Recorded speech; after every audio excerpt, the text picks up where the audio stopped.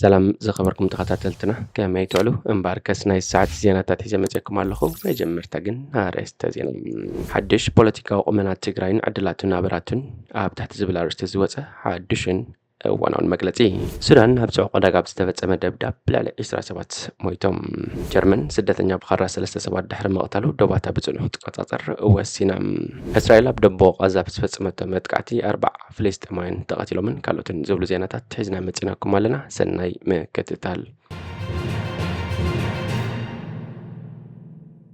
ሓድሽ ፖለቲካዊ ቁመና ትግራይን ዕድላቱን ናበራቱን ኣብ ትሕቲ ዝብል ኣርእስቲ ዝወፀ ሓድሽን እዋናውን መግለጺ ኣብ ትግራይ ክልተ ትርንዕ ዝበሉ ፖለቲካውያን ሓይልታት ምህላዎም ተስተባሂሉሎም ክልተ ብስም ህወሓት ዝንቀሳቐሱ ግን ድማ ንሓንቲ ወንበር ዝነቐቱ ሓይልታት እቲ ሓደ ንነዊሕ ዓመታት ተሰሪቱ ንህዝቢ ትግራይ ብኢዱን እግሩን ቀፊዱ ዝጸንሐ ማሕበራት ዝተቆጻጸረ ጉጅለ እቲ ሓደ ድማ ንህወሓት ወኪሉ ኣብ ፕሪቶርያ ከይዱ ብሓገዝ መንግስቲ ኢትዮጵያን ኣሜሪካን ውዕል ከቲሙ ዝመፀ ናይ ዕልዋ ጉጅለ ክልተ ነንሕድሕዶም ዝወቃቐሱን ሓዲኦም ናይ ለውጢ ሓይሊ ክመስልን ሓዲኦም ድማ ቀንዲ ህወሓት ንሕና ኢና ዝብልን ክልተ ብፍጹም ክቃደውን ሓቢሮም ክሰርሑን ዘይክእሉ ጽጋዕተኛ ጉጅለታት ኣብ መንጎ እዞም ክልተ ናይ ጽጋዕተኛ ጉጅለ ሓደ ኣድቢዩ ክዕዘብን ክፍጠር ዝኽእሉ ቀረራት ክፍትሽን ዝጸንሐ ሓይሊ ሕጂ ተቐልቂሉሎም እዚ ንፖለቲካዊ ቁመና ትግራይ ሓድሽ መልክዕ ክህብ ዝኽእል ሓይሊ ምናልባሽ እቲ እንኮ ክገብር ዝኽእል ሓይሊ እዩ። እቲ ምንታይ መድፍዕን ታንክን ክላሽንን ብሬንን ኣጋር ሰራዊትን ማእከላዊ ተኣዘዝትን ኣብ መሳርሒ ሒዙ ዘሎ ሓይሊ ምዃኑ እዩ። ብሌተናል ጀነራል ታደሰ ወረደ ወዲ ወረደ ዝምእዘን ወታደራዊ ክንፊ ትግራይ ምዃኑን ይንገር። ምምጻእ ናይ ዚያ ፖለቲካ ትግራይ ሓድሽ ማዕዝን ክፈጥር ዝኽእል ሓይሊ ኣብ መግለጺ ሌተናል ጀነራል ታደሰ ወረደ እዩ ሙሉእ ብሙሉእ ተጋሂዱ ዘሎ። ኣብቲ መግለጺ ሌተናል ጀነራል ታደሰ ወረደ ማእከላይ ዝመስል መርገጺ ኣብቲ የለኹ ዝዓይነቱ ኣዘራርባ ምናልባሽ ውርዙይን ጥርንፍን ዝመስል ስእሊ ክስእል እዩ ሓቂኑ። ምናልባሽ ንህዝቢ ትግራይ ክህቦ ዝኽእል ስእሊ ክልተ ዝፋጠጡ ሓይሊ ኣለዉ ግን ኣብ ፀጥታኻ ስግኣት ምስ ዝፈጥሩ ንሕና ኣሎና ዝዓይነቱ እዩ ነይሩ። እዚ ኣብ ልቢ ህዝቢ ትግራይ ነጸብራቕ ኣይፈጥርን ክበሃሉን ኣይክእልን።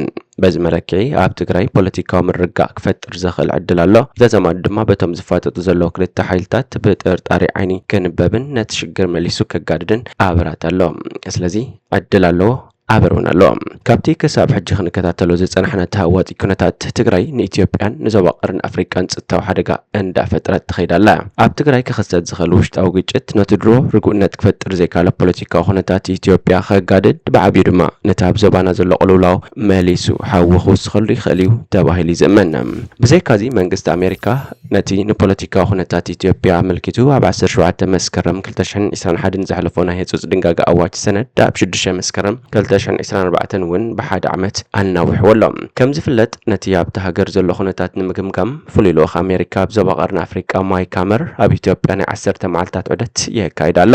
ምስ መራሕቲ ግዝያዊ ምምሕዳር ትግራይን ላዕለዎት ሓለፍቲ ህወሓትን ርክብ ከካይድ እዩ ተባሂሉ እውን ተፅቢት ይግበር። ብዙሓት ተንተንቲ ይገልጽዎ ከም ዘለዉ ኣብ ትግራይ ዘሎ ፖለቲካዊ ቅልውላው ንብልጽግና ዕድላት ዝኸፍት እኳ እንተኾነ ክፍትሑ ዘሸግሩ ጸገማት ከም ዝፈጥር እውን ይገልጹ። ፌደራል መንግስቲ ኣብ ትግራይ ጎንፂ ምዝለዓል ኣእዳው ጣሚሩ ክዕዘብ ከጸግሞ እዩ። እዚ ምስቲ ኣብ ክልል ኣምሓራን ኦሮሞን ዘሎ ጸጥታዊ ሽግራት ደሚርካ ክትሪኦ ዶክተር ዓብዪ ኣሕመድ ዓሊ በዳህቲ ሽግራት ኣብ ቅድሚኡ ምህላዎም ክዝንጋዕ ኣይክእልን። ብኻልእ ሸነኽ ኣብ ትግራይ ዝረአ ዘሎ ጸጥታዊ ሽግራት ንኤርትራውን ከየተሓሳሰበ ክሓልፍ ኣይክእልን። ብኩሉ መለክዒ ክግምገም እንከሎ ትግራይ ንህዝቢ ሓሊፋ ንካልኦት ህዝብታት እውን ሽግር ካብ ምፍጣር ኣይዕረፈትን ዘላ። ሱዳን ኣብ ጽዑቕ ዕዳጋ ብዝተፈጸመ ደብዳብ ላዕሊ 20 ሰባት ሞይቶም። ደቡባዊ ምብራቕ ሱዳን ናብ ዝርከቡ ጽዑቕ ዕዳጋ ብዝተፈጸመ ደብዳብ ብውሕዱ 21 ሰባት ክሞቱ እንከለዉ ልዕሊ 70 ሰባት ድማ ቆሲሎም ክብል ማሕበር ሓካይም ሓቢሮም። መርበብ ሓካይም ሱዳን እቲ ብሰንበት ኣብ ከተማ ሳናር ዝተኻየደ መጥቃዕቲ ብወታደራዊ ሓይልታት ህጹጽ ደገፍ ዳዕሚ ሰርዕ ዝተፈጸመ ምዃኑ ብምግላጽ ህልቂት ሰላማውያን ሰባት ክብል ኮኒንዎም። ሰራዊት ሱዳን ሰላማውያን ሰባት ዝከላኸል ኣህጉራዊ ሓይሊ ንምልኣኽ ብኽኢላታት ሕቡራት ሃገራት ዝቐረበ እማመ ድሕሪ ምንጻጉ ድሕሪ ሓደ መዓልቲ እዩ ኣጋጢሙ። ኣብ መንጎ ሰራዊት ሱዳንን ወታደራዊ ሓይሊ ህጹጽ ደገፍን ኩናት ሓድሕድ ካብ ዝለዓል ነጀው ኣሽሓት ሰባት ክሞቱ እንከለዉ ልዕሊ 10 ሚልዮን ድማ ካብ ገዝኦም ተመዛቢሎም ከም ዘለውን እዚ ድማ ሓደ ካብቶም ዝኸፍኡ ሰብኣዊ ቅልውላዋት ዓለም ኮይኑ ምህላውን ይፍለጥ። ብመንጎኛነት ሳዑዲ ዓረብን ኣሜሪካን ዝተኻየዱ ሓያሎ ዙርያታት ዝርርብ ሰላም ነቲ ግጭት ደው ከብሉ ኣይከኣሉን ዘለዉ። ወታደራዊ ሓይሊ ህጹጽ ደገፍ ንመብዛሕትኡ ርእሲ ከተማ ካርቱም፣ መብዛሕትኡ ክፍለ ግዝኣት ኮርዶፋንን መብዛሕትኡ ክፋል ዳርፉርን ዝተቆጻጸረ ኮይኑ ዓመፅ ደቂ ኣንስትዮ ከም መሳርሒ ኩናት ይጥቀም ከም ዘሎ ይኸሰስ። እቲ ሓይልን ህዝቢ ማሳሊትን ካልኦት ዓረብ ዘይኮኑ ማሕበረሰባትን ዕላማ ብምግባር ኣብ ወፍሪ ምጽጻይ ዓሌት ይኸሰስ። ንከተማ ሰናር ካብ ሰራዊት ሱዳን ክምንዝዕ ግን ኣይከኣለን ዘሎ። ኣብ ዝሓለፈ ሰነ ንኢትዮጵያን ደቡብ ሱዳን ዝቐረበ ሰፊሕ ሕርሻዊ ምህርቲ ዝሕፈሶን ብስትራቴጂያዊ ኣገዳስነቱ ድማ ዕዙዝ ከም ዝኾነ ብፖለቲካዊ ተንተንቲ ዝንገረሉ ሰፊሕ ግዝኣት ሰናር ተቆጻጺሩ ኣሎ። ሰራዊት ሱዳን ይኹን ወታደራት ሓይሊ ህጹጽ ደገፍ ኣብ ልዕሊ ሰላማውያን ሰባት ገፍዕ ብምፍጻም ይኸሰሱ። ሕብራት ሃገራት ብክልቲኡ ወገናት ዝተፈጸመ ተግባራት ገበናት ኩናትን ገበናት አንጻር ሰብኣውነትን ክኸውን ከም ዝኽእል ዝሓለፈ ሰሙን ምግላጹ ዝዝከር እዩ። እዚ ድማ ትማል ሰንበት በትን ሓላፊ ሰራዊት ጀነራል ዓብዱልፈታሕ አልብርሃን እሙን ዝኾነ ሚኒስትሪ ጉዳያት ወጻኢ ብሕርቃን ነጺግዎ እዮም። መንግስቲ ሱዳን ነቲ ልባታት ተልእኾ ሕብራት ሃገራት ብምሉእ ይነጽጎ ብምባል ነቲ ብድሕሪት ተልእኾ ሓቅታት ዝምርምር ዘሎ ባይቶ ሰብኣዊ መሰላት ሕብራት ሃገራት ፖለቲካውን ዘይሕጋውን ኣካል ኢልዎ። ወታደራዊ ሓይልታት ትጽጽው ሃብ ደገፍ ብዛዕባ እቲ ጉዳይ ዝሃቦ ርእይቶ የለን። ኣብ ዳርፉር ዝተገብረ እገዳ ኣጽዋር ሕብራት ሃገራት ሓደሽቲ ኣጽዋር ናብ ኢድ ተዋጋእቲ ውድባት ሱዳን ካብ ምእታው ደው ከም ዘይበለ ሂማን ራይትስ ዎች ገሊጹ ኣሎ።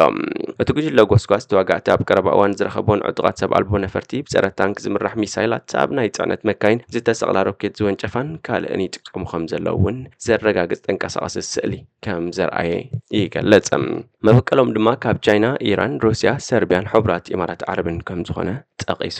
ኣብቲ ፖለቲካዊ ስልጣን ሱዳን ምቁጽጻር ዝግበር ዘሎ ቃልሲ ሰራዊት ሱዳን ንግብፅን ስዑድ ዓረብን ከም ደገፍቲ ክቆጽር እንከሎ ኢማራት ድማ ደጋፊት ወታደራዊ ሓይሊ ህጹጽ ወሃብ ደገፍ ከም ዝኾነት ይንገር። እንተኾነ ኢማራት ሓቂ ከም ዘይኮነ እያ ትገልጽ። መሐመድ ሐምዳን ዳጋሎ ሒሜት ዝምራሕ ወታደራዊ ሓይሊ ህጹጽ ወሃብ ደገፍ ካብቲ ኣብ 2003 ናብ ዳርፉር ኣብ ልዕሊ ዓረብ ዘይኮኑ ማሕበረሰባት ብህልቂት ዝተኸሰሰ ምልሻ ጃንጃዊድ ዝወፀ እዮም። እስራኤል ኣብ ደቡባዊ ጋዛ ብዝፈጸመቶ መጥቃዕትታት 40 ፍልስጤማውያን ተቐቲሎም። እስራኤል ኣብ ዛብ ሰብኣዊ ዘባ ብዝፈጸመ ጥቃታት ብውሕዱ 40 ሰባት ከም ዝተቐትሉን ብዙሓት ከም ዝተጎዱን ብሓማስ ዝምራሕ በዓል ስልጣን ሲቪላዊ ምክልኻል ኣፍሊጡ ኣሎ። ሰራዊት እስራኤል ነፈርቲ ኩናት እቲ ሰራዊት ኣብ ካሃን ዩኒስ ንማእከል ስርሒታት ሓማስ ከም ዝደብደባ ብምሕባር ኣብ ሰላማውያን ሰባት ጉድኣት ከይወርድ ናይ ምክልኻል ስራሕ ተሰሪሑ ኢሎም። ነበርቲ እቲ ከባቢ 3 መጥቃዕትታት እስራኤል ነቲ ኣብ ከተማ ካሃን ዩኒስ ብኣንፈት ምዕራብ ዝርከብ ሰብኣዊ ዞባ ኣልማዋሲ ንዝርከብ መጽለል ተመዛበልቲ ዕላማ ከም ዝገበሩን ገዚፍ ጉዳጉዲ ከም ዝፈጠረን ገሊጾም። ዳይሬክተር ስራሕታት በዓል መዚ ሲቪላዊ ምክልኻል ፍልስጤም በዚ መጥቃዕቲ 40 ሰባት ተቐቲሎም ልዕሊ 3 ተጎዲኦም ብዙሓት ድማ ኣብ ትሕቲ ፍርስራስ ተደብዮም ብምባል ንቢቢሲ ገሊጹ። መሰኻኽር ዓይኒ ድሕሪ ፍርቂ ለይቲ ከቢድ ኖትጊ ንኸባቢ ኣልማዋሲ ከም ዘናወፆን ሃልሃልታ ናብ ሰማይ ክዲብ ከም ዝረኣዩን ንቢቢሲ ሓቢሮም። ኣብቲ መጥቃዕቲ ዝተፈጸመሉ ከባቢ ዝነብር ገባር ሰናይ ኻልድ መሐመድ ንሱን ካልኦት ወለንተኛታትን ንምሕጋዝ ተጓዮም ከም ዝኾኑ መጠንቲ ዝወረደ መዓት ከም ዝሰንበዱን ገሊጹ።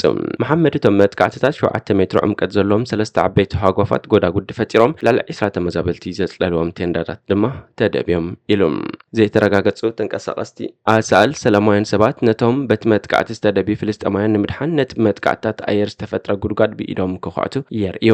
ኣብ ቃል ሰራዊት ምክልኻል እስራኤል እቲ ሰራዊት ኣብቲ ሰብኣዊ ዞባ ዝኾነ ካሃን ዩኒስ ይንቀሳቐሱ ኣብ ልዕሊ ዝነበሩ ኣሸበርቲ ሓማስ መጥቃዕቲ ፈጺሙ ቅድሚቶም መጥቃዕትታት ድማ ኣብ ሲቪላት ጉድኣት ከይወርድ ስጉምትታት ተወሲዶም እዮም ኢሎም።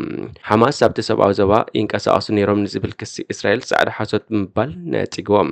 እዚ ምንቅስቓስ ኣባላቱ ኣብ ሲቪላት ሰባት ከም ዘይሕቡን መንበሪ ሰላማውያን ሰባት ዝኾኑ ከባቢያታት ንወታደራዊ ዕላማ ከም ዘይጥቀመሎም ብምግላጽ ንዝቐረቡ ክስታት ብተደጋጋሚ ነጺግዎም እዮም።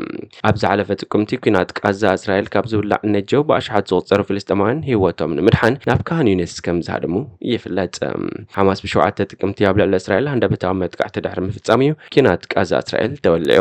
እስራኤል በቲ መጥቃዕቲ 1200 ሰባት ከም ዝተቐትሉን 251 ሰባት ከም ዝተሓዙን ገለጸ። ስርጥዕና ፍልስጤም ድማ እዚ ኩናት ካብ ዝውላዕ ልዕሊ 40,900 ፍልስጤማውያን ከም ዝተቐትሉ ኣፍሊጡሎም።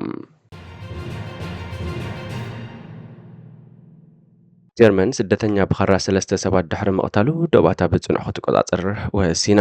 ጀርመን ኣብ ነሓሰ ኣብ ከተማ ሶሊንገን 3 ሰባት መጥቃዕቲ ኸራ ድሕሪ መቕታሎም ምቁጽጻር ዶባት ከተጥብቆ ምዃና ተፈሊጡ።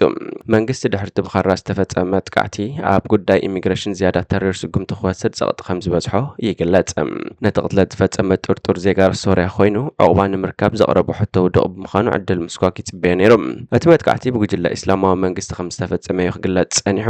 እዚ ብ16 መስከረም ዝጅመርን ከም በገስን 6 ኣዋርሕ ጸንሐን ሓድሽ ቁጽጽር ጸረ ስደተኛታት ዝኾነ ሰልፊ ኣማራጽን ጀርመን ኦልተርናቲቭ ፎር ጀርመኒ AFD ኣብ ከባቢያዊ ምርጫታት ዓቢ ዓወት ካብ ዘመዝግብ ድሕሪ ሒደት መዓልትታት ይተኣውጅ። ሚኒስተር ውሽጣዊ ጉዳያት ጀርመን ናንሲ ፋይዘር መንግስቲ አንጻር ዘይስሩዕ ስደት ተሪር ስጉምቲ ይወስድ ከም ዘሎ ብምጥቃስ እቲ ጥቡቕ ምጽራይ ድማ እስላማዊ ኣኽራርነትን ስግረዳባዊ ገበናትን ከም ዘጉድል ገሊጻ። ህዝቢ ሃገርና ካብ ስጋት ንምክልኻል ዝከኣለና ኩሉ ንገብር ኣለና ክትብል እውን ወሲኻ። ጀርመን ድሮ ምስ ፖላንድ፣ ቼክ ሪፐብሊክ፣ ስዊዘርላንድ፣ ኦስትሪያን ኣብ ዘዋስነዋ ምብራቃዊን ደቡባዊን ደባት ቁጽጽር ጀሚራ ኣላ። ብቐንዱ ድማ ኣብ ጽርግያታትን ባቡራትን ፈተሻ ተካይዳ ኣላ። ኣብ ኩለን ነቁጣታት ደቡብን ተመሳሳሊ ስጉምትታት ከተተኣታትዩ። ይኹን እምበር ነቐፍቲ እቲ ስጉምቲ ኣብ ጉዳይ ጸጥታ ንላዕሊ ኣብ ፖለቲካ ዝምስረት ምዃኑ ይገልጹ። ሰልፊ ኣማራጽን ጀርመን AFD ኣብ ዞባዊ ምርጫታት ምብራቕ ዘርአዮ ኣፈጻጽማ ቀንዲ ሰልፍታት ጀርመን ተሳዒረን እየን። እዚ ከዓ ሓደ ሕሉፍ የመናዊ ሰልፊ ድሕሪ ዘመነ ናዚን ፈለማ እዋን ኣብ ምርጫ ዕብለላ ዘርአያሉ ኮይኑ ኣሎ። ኣመሓዳሪ ሰልፊ SPDን ካልኦት ቀንዲ ውድባትን እቲ ውጽኢት ምርጫ ኣብ ጉዳይ ስደተኛታትን ደባትን ዝያዳ ተሪር መርገጽ ክሕዙ ከም ዘለዎም ካብ መረጽ ዝሓለፈ መልእኽቲ ከም ዘርኢ ይኣምኑ።